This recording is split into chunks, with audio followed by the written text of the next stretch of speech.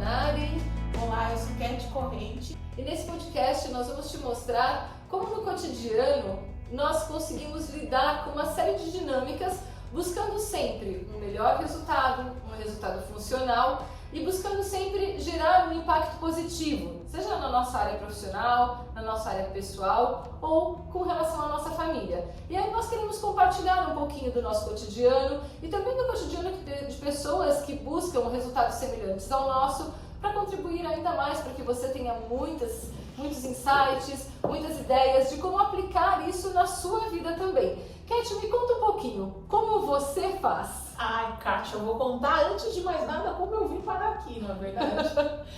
Primeiro, agradecer a oportunidade de estar aqui, porque eu sou muito grata por tudo que você tem feito na minha vida e é um prazer dividir esse espaço. E quando você me convidou, acho que foi um chamado. E acho que é isso, como eu faço, né? Como que eu vim parar aqui, antes de eu contar um pouquinho do que eu faço, né?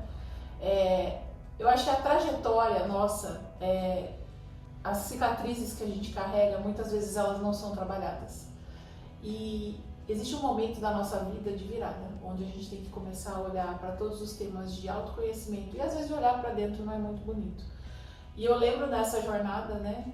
O momento que nós nos encontramos, até por uma questão profissional, e ao mesmo tempo o meu chamado de autoconhecimento que me trouxe até você. E estar aqui hoje falando com você é de uma importância tão grande na minha vida, porque eu falo que depois que eu conheci toda essa questão do movimento sistêmico, do autoconhecimento que vem sendo despertado justamente por essas interações que a gente tem sido uma jornada incrível e muito transformadora. Para a gente pensar um pouco no como você faz, antes de eu responder essa pergunta mesmo de fato, eu queria voltar um pouco. Eu acho que todo mundo na vida tem um propósito. E Sim. Aliás, eu queria entender o seu. Qual que é o seu propósito? É muito interessante, né? Quando você estava falando sobre toda a nossa conexão, esse início da nossa conexão, eu ainda estava pensando sobre isso, porque eu penso que a gente vai lapidando o nosso propósito. E desde criança eu tenho um propósito com o ser humano que eu não entendia muito bem qual era. Então eu fui criada para estudar e para ser uma profissional brilhante. Os meus pais queriam que eu fosse uma profissional brilhante. Mas os meus pais sempre foram muito humanos. Então, com o decorrer do meu crescimento, eu sempre fui me conectando muito a pessoas e, sem perceber, eu fazia muitos trabalhos voluntários com essas pessoas. Então, eu cresci numa cidade do interior, onde a gente tinha uma casa de crianças que eram abandonadas e eu fazia um trabalho semanal com eles. Eu estudava com eles, eu estudava em escola pública e depois eu ia lá tocar violão, ia preparar o almoço de domingo com eles. Depois eu fui voluntária num asilo e tudo isso foi me conectando a pessoas e eu fui entendendo que existia uma jornada junto a essas pessoas, mas eu não conseguia ainda compreender como fazer isso mediante a uma criação de muito estudo e de muita proposta de ser um profissional qualificado, brilhante. Eu não conseguia ligar as duas coisas, né? Como ser essa pessoa? Então eu achava que nos meus momentos de lazer eu podia fazer um voluntariado, mas nos meus momentos profissionais essa parte da Kátia ia se desligar, como se isso fosse possível em algum momento da nossa vida, né? Isso me gerava um conflito muito grande. E eu fui vivendo isso, né? Eu fui fazer direito e pensava muito nisso, para agradar os meus pais, em ter uma faculdade, em ser brilhante, em ter um trabalho estável, né? Naquela época eles acreditavam que você ser concursado, ter um trabalho estável tinha resolvido a sua vida. Mas eu sempre ficava com aquele questionamento, o que eu faço com tudo isso que me conecta às pessoas? Então, em paralelo, eu comecei a estudar.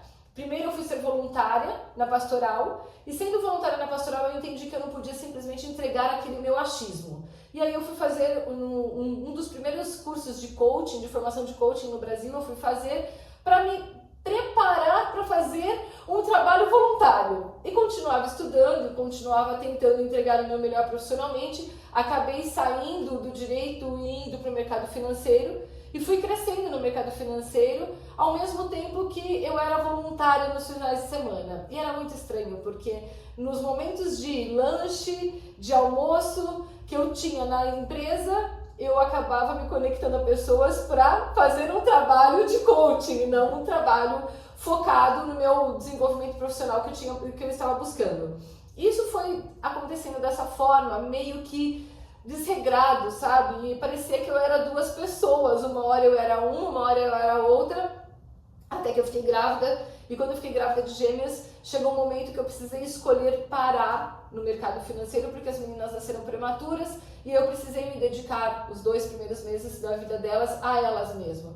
E quando eu fui voltar para o mercado financeiro, no dia que eu voltei, a Luísa teve uma crise muito forte de asma, e 2 horas que eu fiquei no trabalho, fiquei no banco, ela foi levada para o hospital e eu tive a certeza que eu não queria mais aquilo para minha vida. Eu disse não, eu lutei tanto para ter minhas filhas, eu não posso simplesmente agora deixá-las, sabe assim, descobertas num momento em que elas são extremamente vulneráveis, prematuras, pequenininhas, elas precisam de mim. E foi quando eu parei e comecei a trabalhar na empresa do meu marido, porque daí eu tinha flexibilidade para ficar próximo das minhas filhas e também trabalhar, eu comecei a perceber que não estava legal, não era o que eu queria. Sabe, eu não aguentava mais números, eu não aguentava mais aquela pressão de ter que ser um profissional brilhante sem estar praticando meu propósito de vida. Foi aí que pela primeira vez eu entendi que a prática profissional é o meio pelo qual se pratica o propósito de vida. No dia em que essa ficha me caiu, eu falei, o que eu estou fazendo e aonde eu estou? E foi o primeiro dia D da minha vida. Foi quando eu parei e disse assim, eu não quero mais isso pra mim. Mas eu já sabia o que eu não queria, Cat. E pra saber o que a gente quer, né? Mas eu acho que isso que você trouxe, assim, tem muito a ver com o que eu tava comentando no começo. Acho que essa história do autoconhecimento, e próprio quando a gente olha para esse olhar sistêmico do todo, ele é um chamado, né? Só que você também, acho que isso é um grande aprendizado. Quando você estava falando, eu estava aqui pensando. Porque você também tem que estar aberta. Porque nem sempre, é o que eu falei, vai ser bonito você olhar para aquilo. Sim. E às vezes é muito desafiador e vai dar medo. Você não tinha medo? Eu suponho que você tinha medo para fazer isso. Mais do que medo, como eu vou contar pro meu pai e pra minha mãe que eles sonharam uma vida inteira em preparar uma estudante brilhante, uma profissional brilhante e de repente eu tô infeliz com tudo aquilo e eu não quero mais aquilo pra mim. E vou contar pro meu marido que eu não quero mais ser diretora financeira da empresa dele. Mas é aí que eu acho que entra também todo esse olhar que a gente fala primeiro do autoconhecimento. Então você ter a consciência do que você sabe eventualmente que não é bom pra você. Sim, você já sabe o que não é. Exato. E aí vem depois o segundo passo, você ter a coragem muitas vezes. E isso não vai ferir a sua história, muito pelo contrário. Talvez a gente sabe muito bem que você fazer diferente ou você tomar um caminho onde você honre, né, o que a gente fala, né, muito do que você sempre traz de honrar o que seus pais, a vida que os pais deram pra gente, é justamente essa busca pela felicidade. Então acho que quando você conta um pouco isso, é engraçado que veio um momento depois que você virou mãe, um chamado para você ter um olhar diferente da vida, né? E como a maternidade ela transformou não só o fato de você ser mãe, mas também o fato como você via essa vida profissional. E que no final do dia, que tá tudo conectado. E aí acho que é esse o grande propósito do podcast, a gente fala que tá tudo conectado. Porque, e aí também outra coisa que você me falou que eu fui aqui fazendo anotações mentais. O CPF não separa do CNPJ.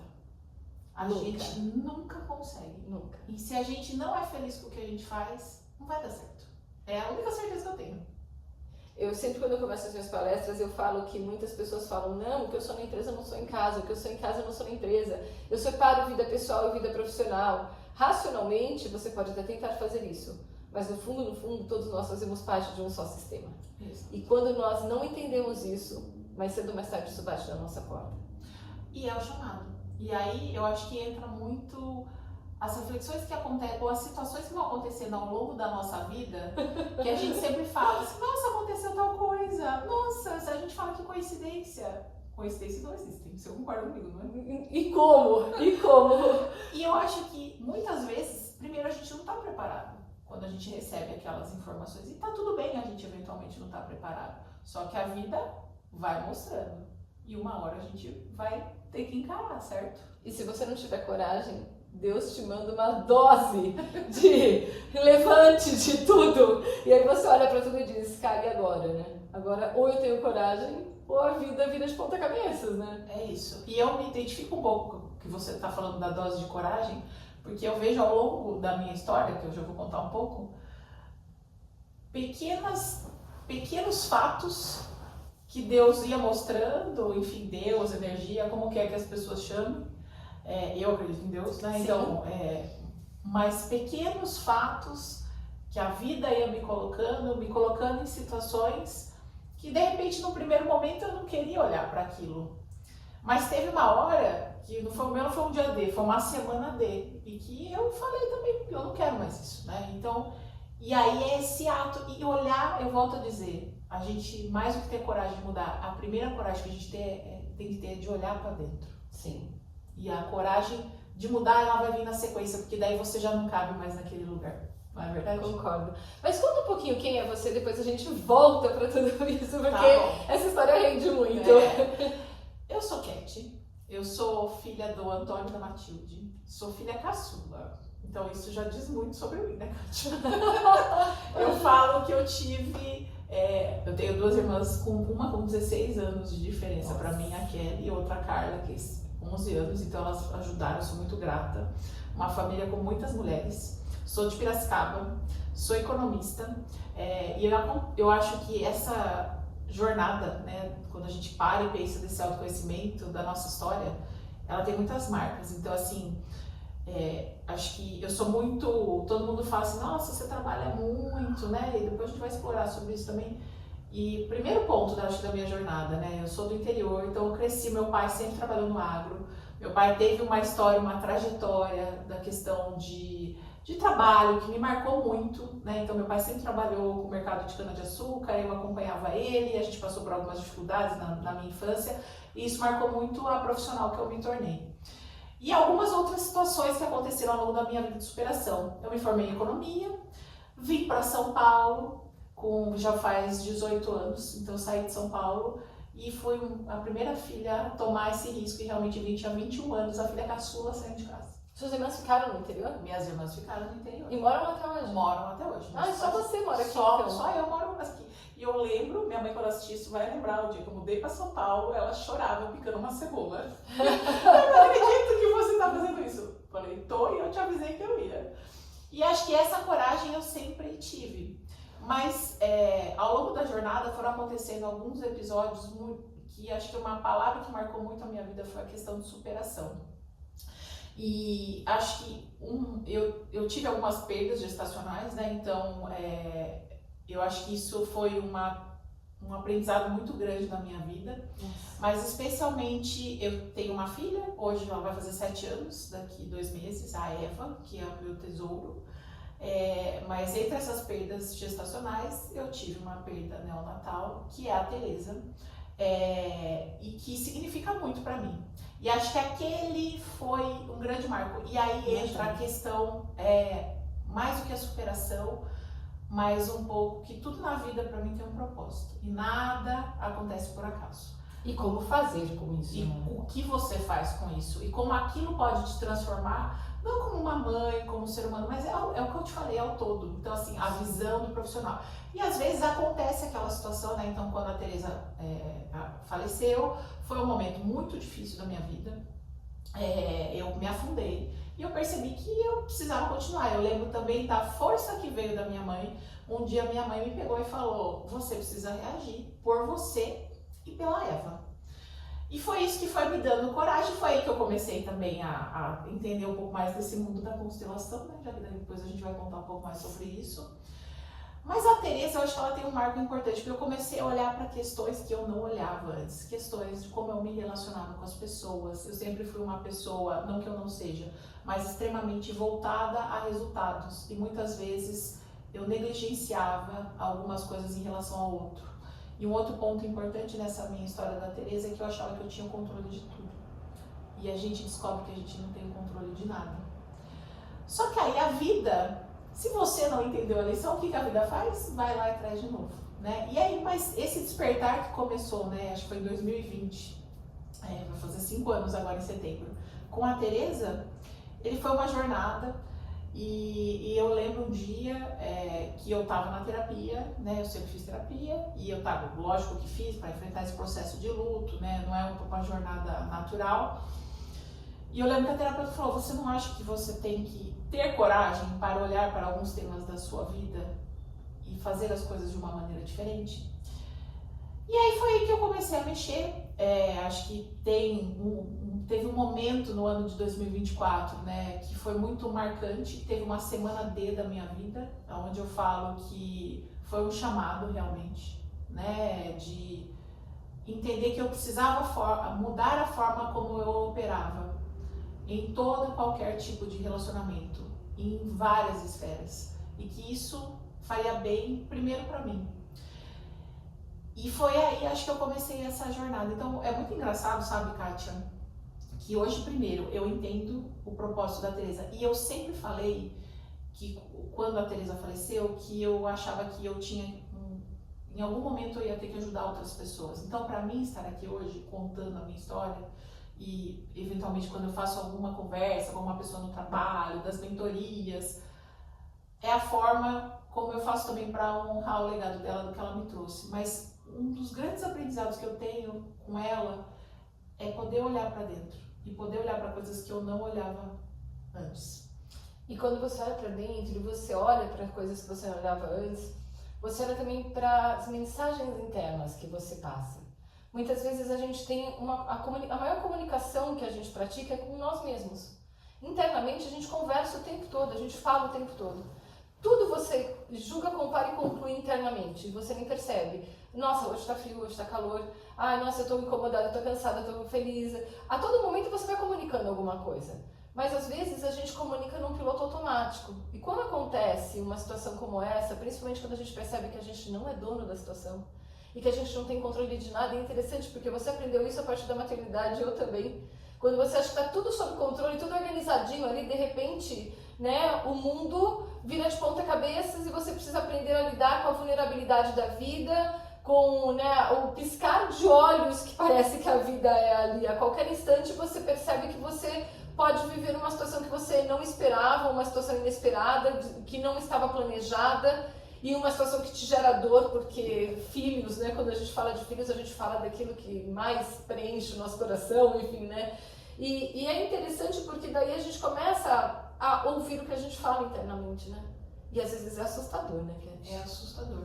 E eu acho que o tema que você trouxe, a questão do controle, eu sempre fui também uma pessoa muito ansiosa. E o que é, na verdade, né? Que você aprende que a ansiedade é essa questão de você querer controlar o futuro. Sim. E aí, quando você se depara com uma situação dessa, você vê que você não tem controle de nada. Absolutamente não. E assim, essa eu falo, é a pior dor que uma pessoa pode sentir. Você enterrar um filho. Sim. E às vezes, mesmo nesse momento desse desespero, naquela hora você entende a mensagem. Mas talvez você não esteja preparado para mudar profundamente, que foi um pouco que aconteceu comigo. Eu precisei passar por uma jornada, hoje faz 5 anos, então, né, vai fazer 5 anos agora em setembro, então faz 5 anos que isso aconteceu na minha vida, e hoje eu vejo coisas que eu fazia lá atrás que eu não me reconheço. E como isso evolui, e que tem muito, então isso me possibilitou a entender que eu não tenho controle. Em alguns momentos, mesmo depois do que aconteceu com ela, eu achava ainda que eu tinha o controle das coisas, porque uma coisa é quando você passa ali com aquele luto intenso, né, que tem as fases do luto, o primeiro ano, etc e tal, e que você tá realmente naquele processo. Mas aí, volta ao que você falou, a gente entra no piloto automático, começa a fazer as coisas. E aí vem a vida e aí volta no que eu falei lá atrás. E talvez você ache tanto que você tem o controle das coisas que você começa a se culpar por não ter feito diferente e ter dado uma solução para aquilo, como se você tivesse o poder de dar uma solução diferente. Né? É muito louco isso, mas muitas vezes eu me peguei fazendo isso quando eu perdi meu bebê. Eu pensei muitas vezes, me peguei muitas vezes olhando para essa dor e pensando, nossa, mas se eu tivesse pensado diferente, se tivesse naquele dia acordado diferente, se tivesse naquela hora... E quando as minhas filhas nasceram prematuras, de novo, eu senti elas mexerem dentro da minha barriga e elas já tinham saído da minha barriga. Tamanha necessidade que eu tinha de continuar controlando aquilo. Olha, né, o quanto a gente ainda fica acreditando que a gente pode uma coisa que a gente não pode, né? E eu acho, e sabe, isso é uma coisa que eu até... Esses dias eu tava falando mesmo. O controle, como eu falei, ele está diretamente relacionado à ansiedade. A partir do momento que você confia que tudo flui dentro do que tem que fluir, e que você começa a ter essa certeza que você está fazendo o seu melhor, que as coisas acontecem do jeito que tem que acontecer, porque eu gosto, você perdeu, eu também perdi. O que vai mudar da nossa vida a gente ficar se martirizando? Ou será que eu não tenho que olhar para aquilo como aquilo deve mudar a minha vida? Mas o que eu faço com aquilo? Eu preciso aprender. Exato. Se eu ficar me martirizando e contando a mesma história, eu vou continuar no mesmo ciclo. Exatamente. E aí, eu queria pegar só um gancho que você fala, tudo flui e acontece da forma como tem que acontecer.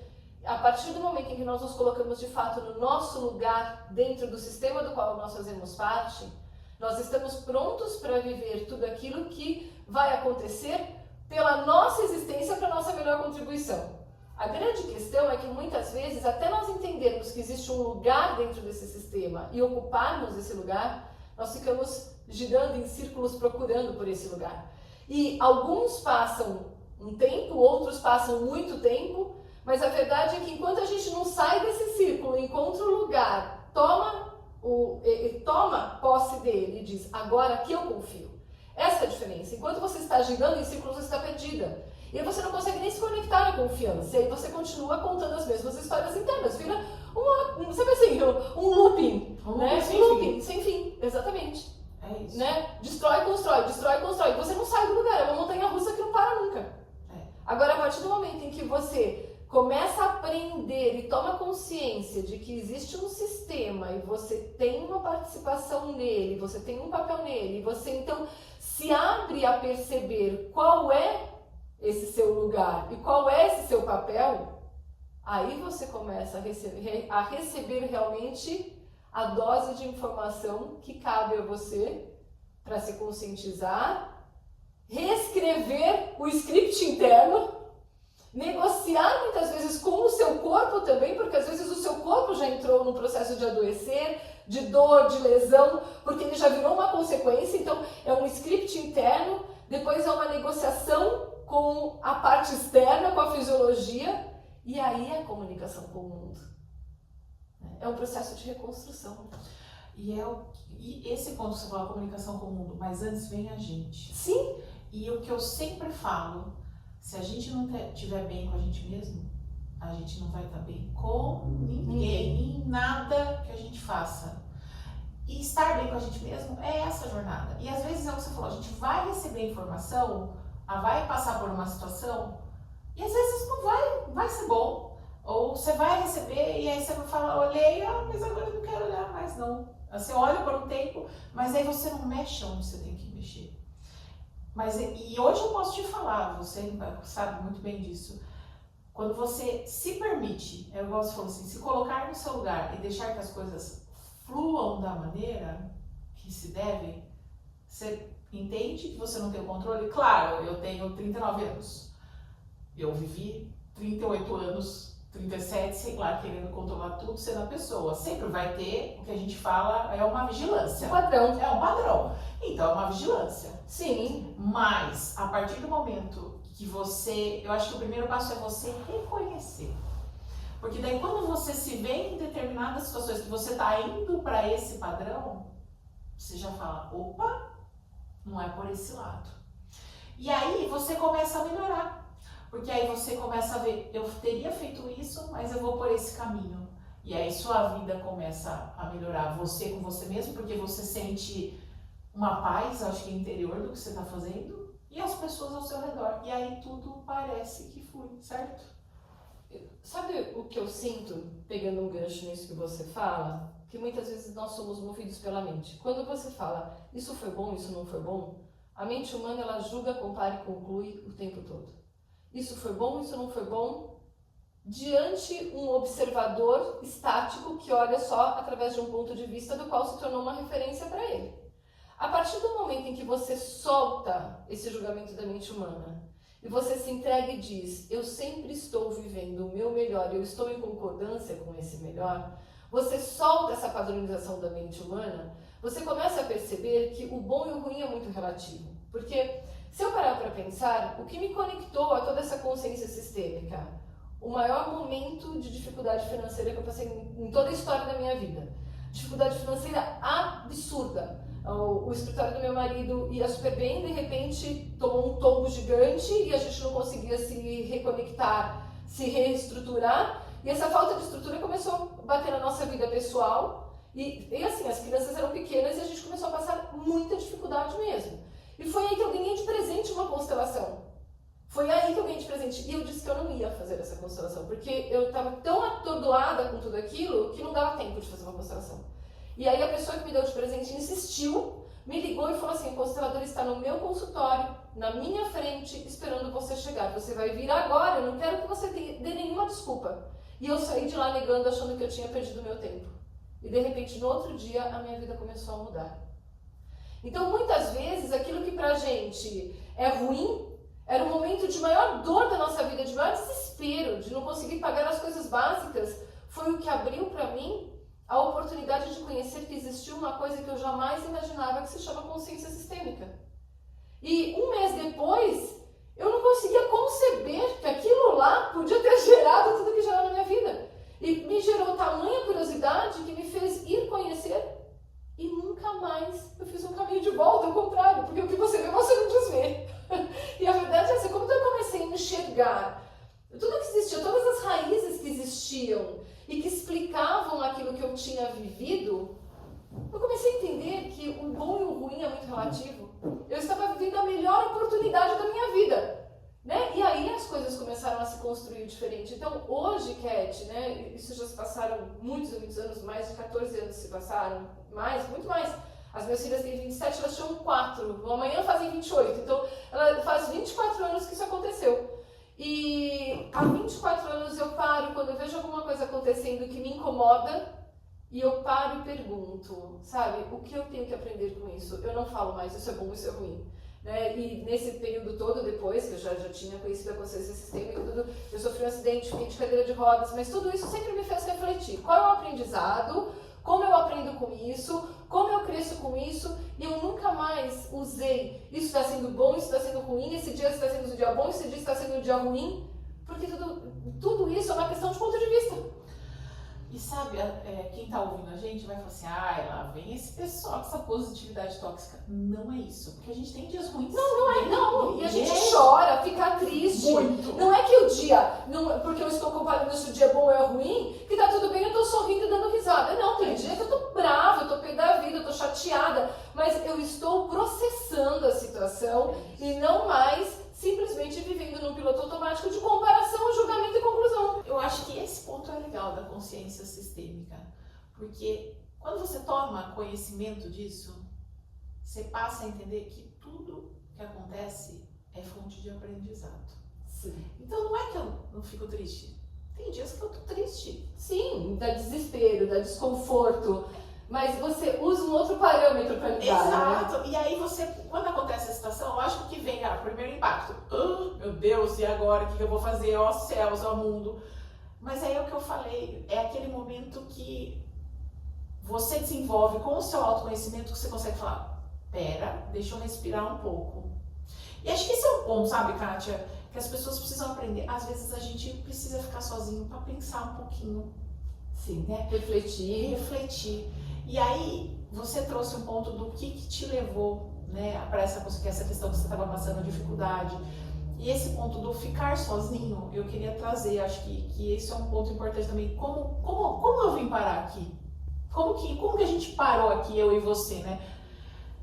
Que foi o ponto da minha vida que eu precisei entender sobre amor próprio. E amor próprio passa por você estar bem com você mesma, sozinha. Sim. E que aí você consegue ter a capacidade de olhar para as coisas com outro olhar, sem ansiedade, sem controle. Significa que a gente vai falhar? Não, a gente vai falhar muitas vezes, mas você passa a ter um olhar diferente e isso muda a forma como você se vê, como as pessoas te veem, como você se relaciona e o que você faz para os outros. E para mim, assim, essa é a mágica. Então, você tem o lado do aprendizado. Então, quando eu vim parar aqui, foi um tema de amor próprio, realmente. E você passa a entender o que é bom para você, o que não é bom para você. Você passa a entender limites. E tudo vira uma jornada dentro dessa jornada de aprendizado. E é interessante porque a mulher, ela é muito educada para usar sempre de uma bengala, né? Parece que ela sempre é educada para ter uma referência de alguém junto dela, ou de alguém que ajude, ou ela buscando um relacionamento. Ela não é educada para ser ela por ela, né? Você precisa ter uma boa profissão para se conectar ao marido, para ter filhos, que consiga conciliar a profissão e os filhos. Mas é interessante porque parece que sempre a referência da mulher é ela junto de uma outra pessoa. Nós não somos, as mulheres até então, a minha geração, muito mais do que a sua, eu tenho 51 anos, educada para casar e para ser uma boa esposa. Então você é condicionada sempre a se imaginar tendo alguém do seu lado e vivendo uma jornada em conjunto. Você não é preparada para viver uma jornada sozinha, sabe? E para mim, esse é um outro ponto que, um outro dia D, para mim o terceiro dia D foi esse, foi a minha primeira maratona concluída.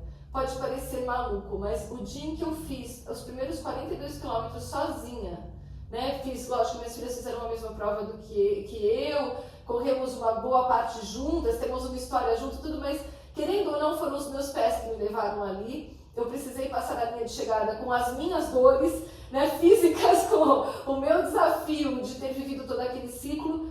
A hora que eu passei na linha de chegada, eu disse, fui eu por mim.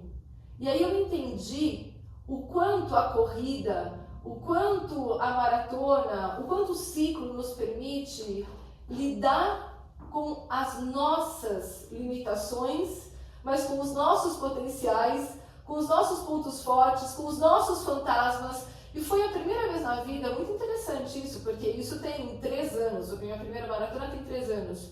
Eu sempre corri muito desde os 22 anos, mas a maratona eu fiz faz 3 anos. Mas foi a primeira vez que eu parei para processar que eu dava conta de fazer algo sozinha. Olha só, eu casei com 16 anos, então isso significa que há 3 anos atrás eu era casada há 31 anos. Ou seja, a maior parte da minha vida hoje eu vivi do lado do meu marido. E naquele dia eu entendi que eu podia pensar individual. É uma coisa louca isso. Porque eu já tinha me condicionado tanto a pensar com os meus pais até os 16 anos, depois pensar com o meu marido. Então é como se sempre eu precisasse ter alguma coisa me mantendo em pé, porque sozinha eu não daria conta. Naquele dia eu disse, gente, não tem nenhuma bengala do meu lado. Foi por mim. E aí alguma coisa nova surgiu dentro de mim. Sabe, um encanto novo. E hoje eu não abro mão dos meus ciclos, eu faço 2 ciclos de maratona por ano exatamente por conta disso.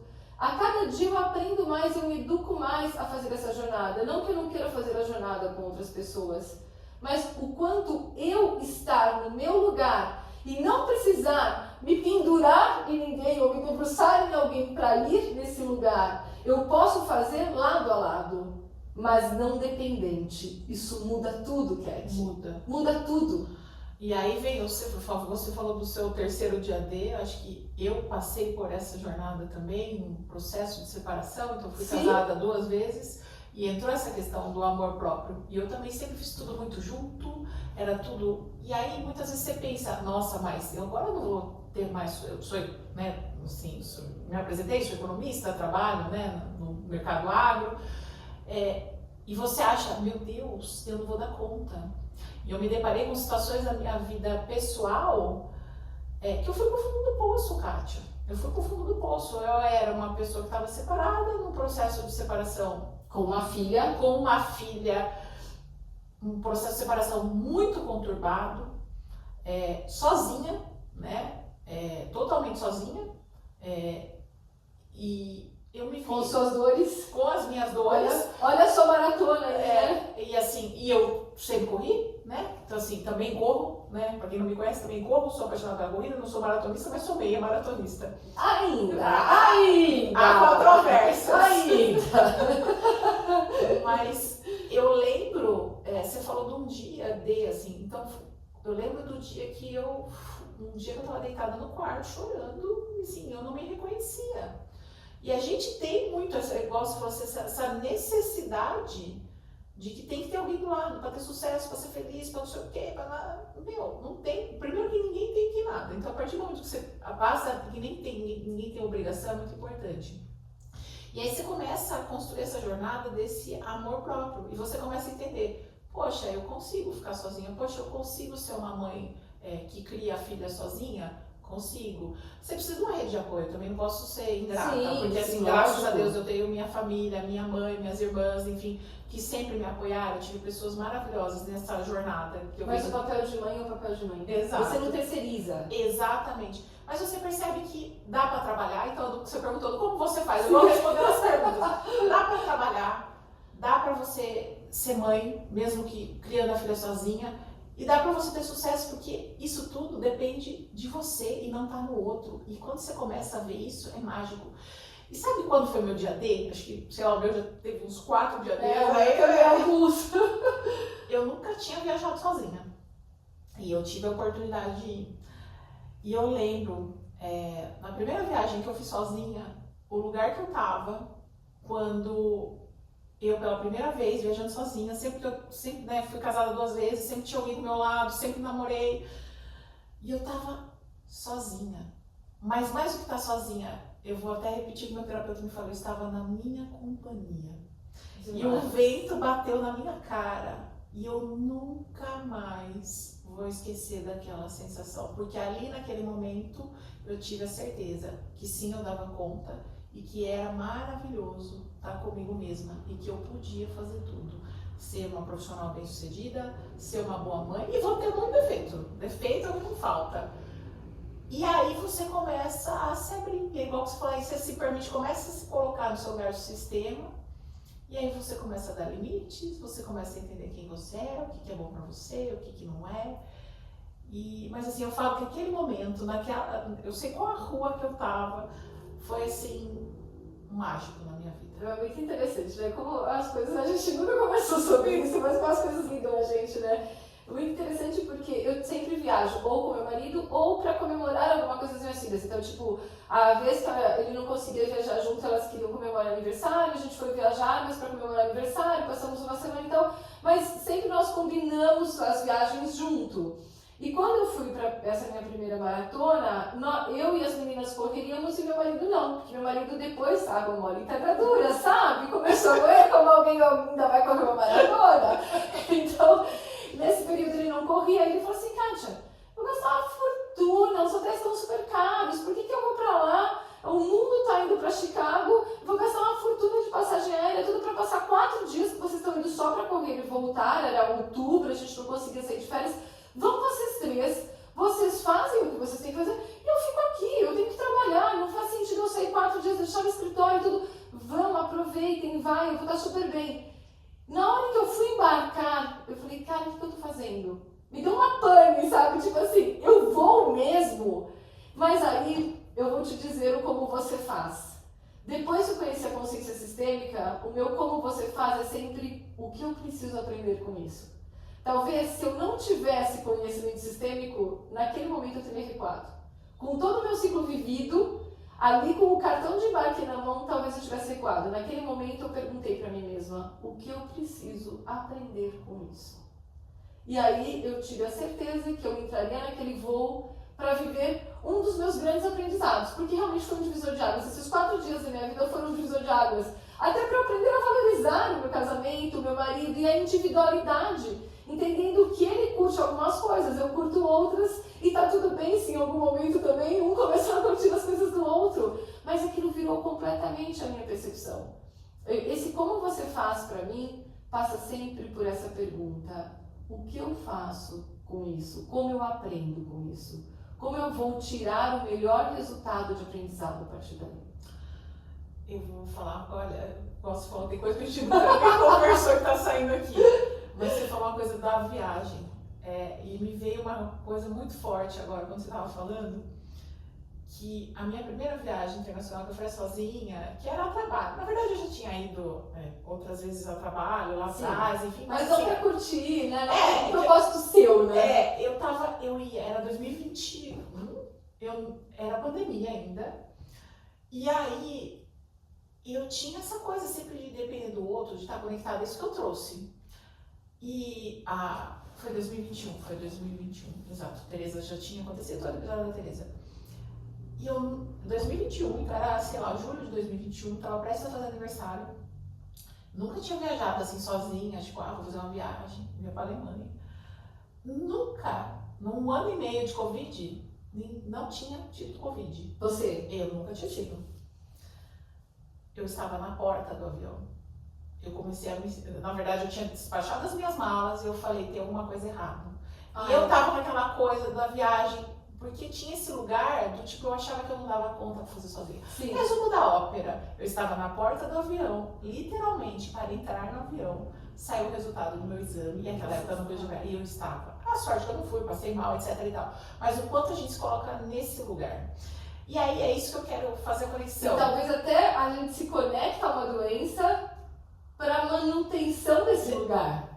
O padrão, mas é isso. E aí você começa a aprender diferente. Então, e aí que eu quero entrar no meu como você faz. Eu acho que o meu como eu vim parar aqui foi toda essa jornada de estar bem comigo mesma e de olhar para essa questão do amor próprio, saber dar limites, saber que eu sou capaz.